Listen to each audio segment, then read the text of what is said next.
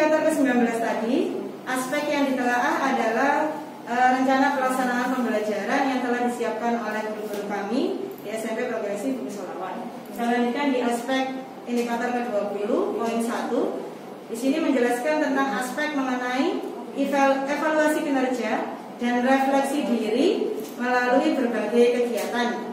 Yang pertama adalah pelaksanaan evaluasi dan refleksi diri guru berdasarkan hasil penilaian oleh siswa. Yang kedua, pelaksanaan evaluasi dan refleksi diri guru berdasarkan hasil penilaian oleh teman sejawat.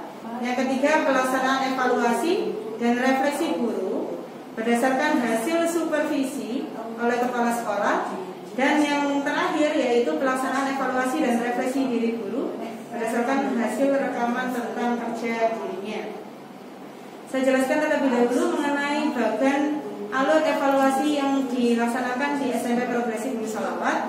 Jadi, ketika kita akan melaksanakan pembelajaran di kelas, terlebih dahulu ada suatu kegiatan perencanaan pembelajaran oleh guru di bidang MJMP masing-masing di setiap jenjang kelasnya, di mana pada perancangan ini dilakukan diskusi antar teman MJMP untuk saling memikirkan bagaimana kegiatan pembelajaran yang tepat, yang sesuai dengan anak-anak, yang dapat meningkatkan keterampilan anak-anak melalui kegiatan perencanaan bersama secara diskusi. Kemudian ketika berkas pembelajarannya telah siap, telah jadi, berkas pembelajarannya kemudian diupload, diunggah di Google Drive sekolah sebagai bank data.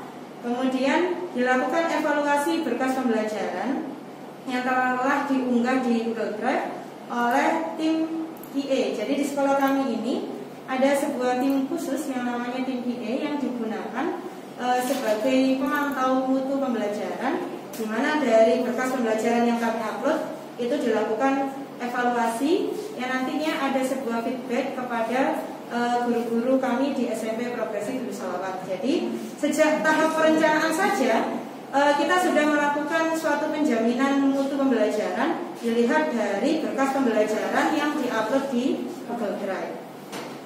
Kemudian ketika evaluasinya sudah berjalan, feedback sudah diberikan, perencanaannya sudah matang, baru dilakukan pelaksanaan pembelajaran, di mana sekali lagi dalam pelaksanaan pembelajaran ini guru tidak hanya berperan sebagai sumber informasi, melainkan sebagai fasilitator yang memanfaatkan atau mendukung siswa untuk berpikir secara aktif.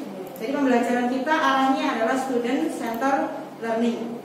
Ketika pembelajaran sudah dilaksanakan, kemudian dilakukan evaluasi pembelajaran yang dilakukan oleh guru kami melalui dua kegiatan.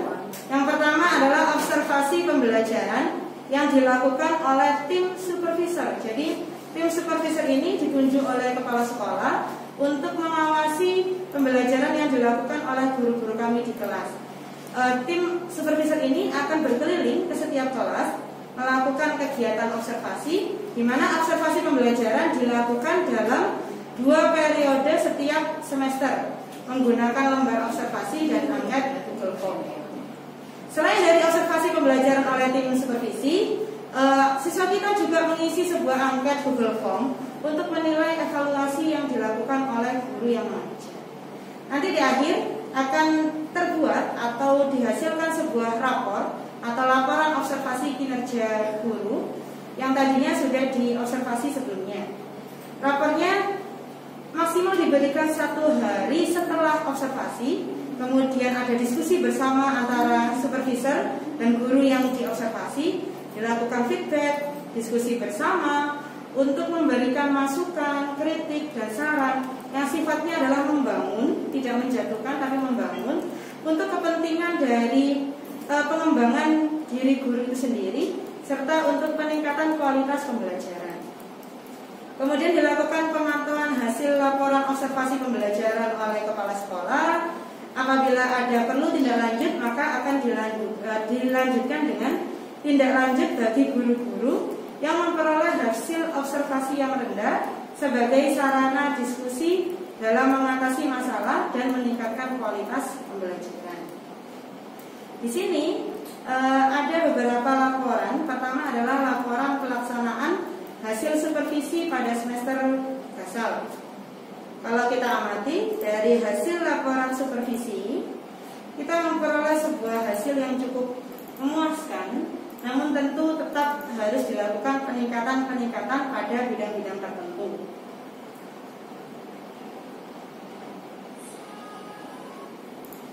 Tapi dia kayaknya kasih buka, belum kan buka sini.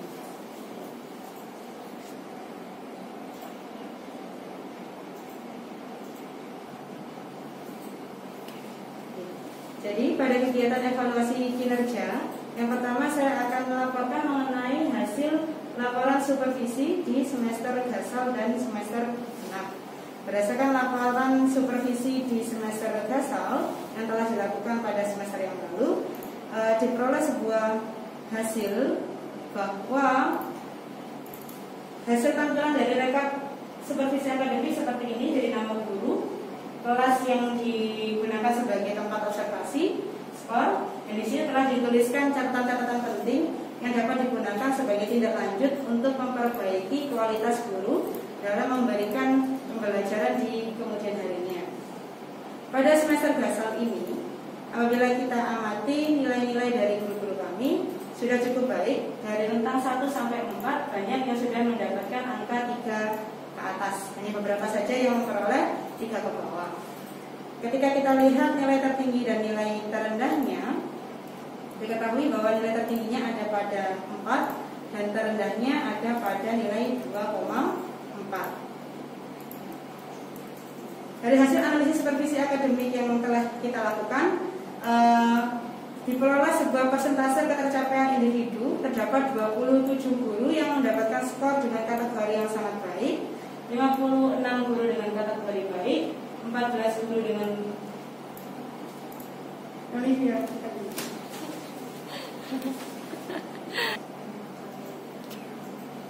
berdasarkan hasil supervisi atau pengamatan observasi kegiatan pembelajaran yang dilakukan oleh guru-guru kami di SMP Progresif Bumi Sholawat pada semester gasal yang telah dilakukan, diperoleh hasil analisis supervisi akademik. Diketahui bahwa nilai tertinggi yang diperoleh oleh guru kami yaitu 3,9 dan nilai terendahnya yaitu 1,3.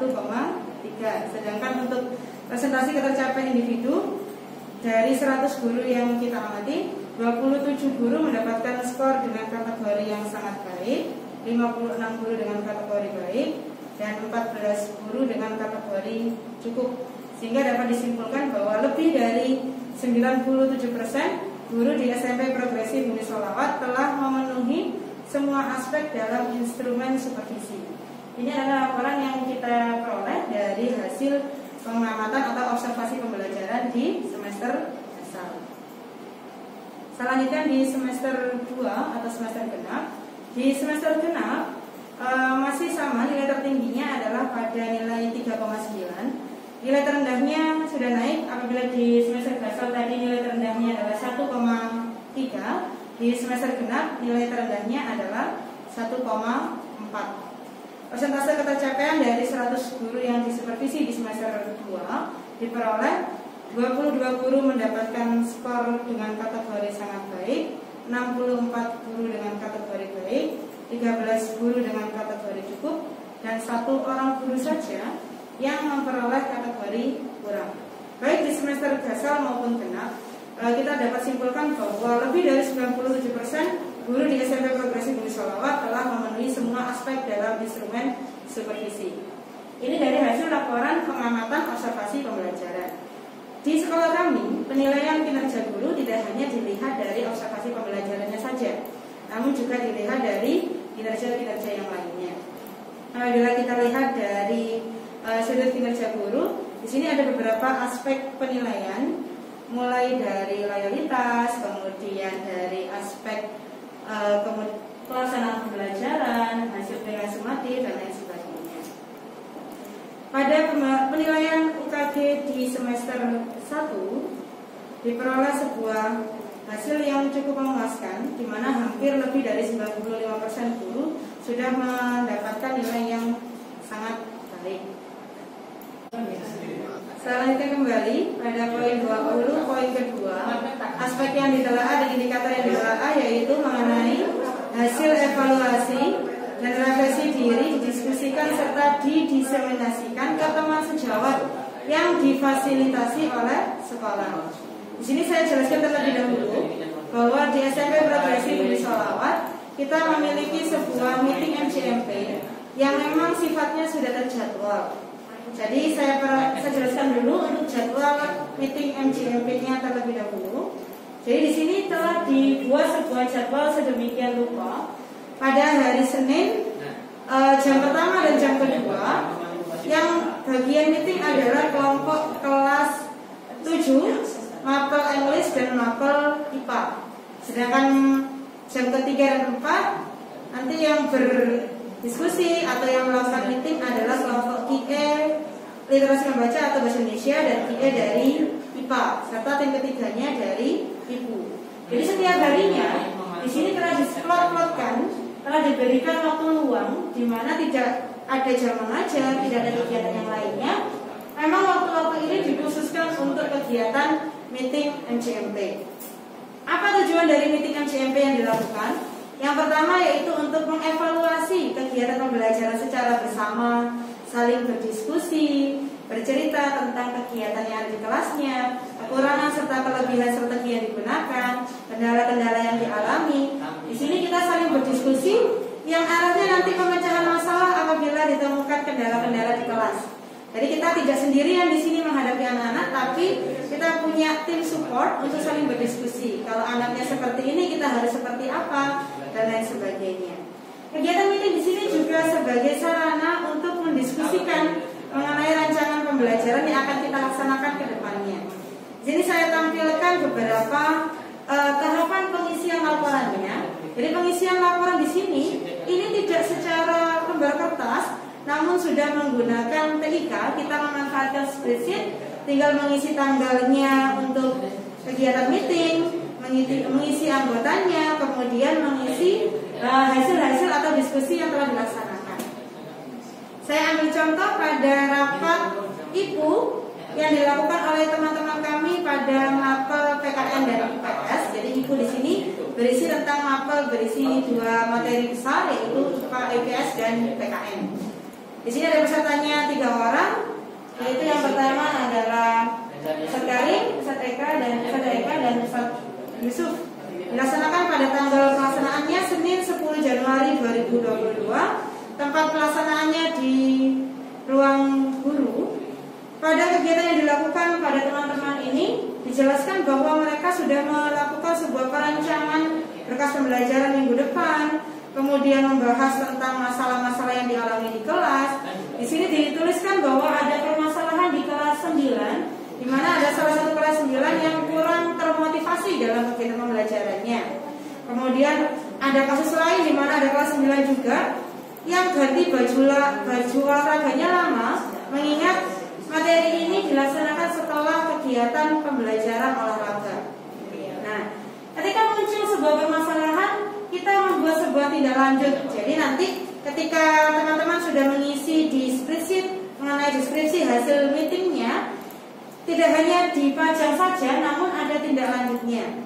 Untuk mengatasi anak-anak kelas 9 tadi yang mengalami kurang motivasi belajar, tim dari BK kami menindaklanjuti dengan membuat sebuah agenda pembelajaran motivasi yang di sini dilaksanakan di hari Rabu 12 Januari 2022 pada pukul 1 sampai 2 siang di kelas ruang Al-Jazari untuk memberikan sebuah motivasi pembelajaran kepada siswa kami sehingga diharapkan anak-anak lebih semangat, lebih termotivasi untuk mengikuti pembelajaran. Untuk kasus anak kelas 9 yang lain yang ganti bajunya lama, ini akan diberikan tindak lanjut ditangani oleh tim kedisiplinan. Jadi di sekolah kami ada yang namanya tim kedisiplinan untuk mengecek kedisiplinan anak-anak kami dengan memberikan peringatan serta pembimbingan sehingga di lain waktu tidak melakukan kesalahan yang serupa. Tindak lanjut ini ternyata menampilkan hasil dilihat dari meeting kedua pada tanggal 17 Januari 2022 di hari Senin. Letaknya sama di ruang guru. Di sini dijelaskan bahwa setelah mendapatkan treatment bimbingan dari BK tadi, sekarang sudah menunjukkan progres bahwa kelas yang awalnya motivasi belajarnya rendah, sekarang sudah lebih baik, lebih kondusif dalam mengikuti pembelajaran.